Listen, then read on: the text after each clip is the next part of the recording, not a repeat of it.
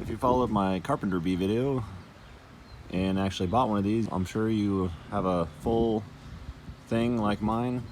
So I fill this up every couple days. Looks like there's still alive in there. Yeah, now they're dead. So every couple days I fill this up. So I've got a new thing. This also says Carpenter bees. It's from Rescue. I'm gonna try this. I'm gonna put it right next to this one. And if you saw my other Carpenter bee videos and have this, then you definitely have had success with this, because this works very well.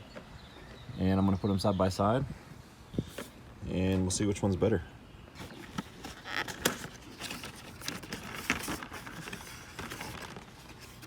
Oh, interesting. So this one apparently has bird guards to keep your birds from sticking to it. Let's see here. So once you take this paper off, you never want to touch it again. So I've got some zip ties here. Let's zip tie it. Okay, I just put some zip ties just to kind of hold it up there. And when you're ready, you just take this, and there it is. It looks very, very sticky. So I'm gonna empty this out and I'll come back in a week and we'll see which one has more Carpenter bees on it.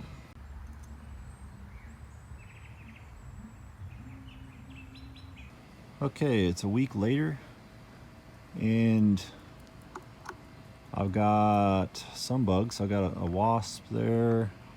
I mean, it's got pretty good bug coverage. I don't see any Carpenter bees. And I've got one Carpenter bee in here. So that's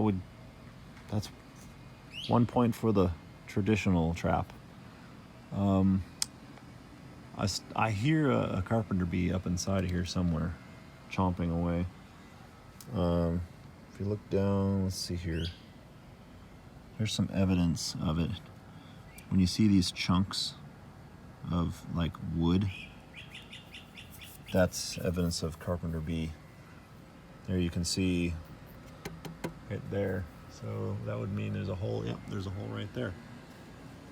That's what a Carpenter bee hole looks like. And then if you listen carefully, you can actually hear them crunching away.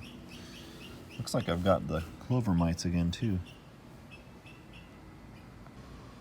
Okay, it's almost been another week and I still got, a few more bugs on here, but no Carpenter bees. Whereas I'm still catching the Carpenter bees in here, although that looks like a baby one. They seem to have slowed down anyway, as far as I'm not seeing them. And also I'm not seeing any residue here from just them being in the holes. I don't hear them in any of the holes. But I mean, I would say this one is good at catching bugs, the stickiness for sure.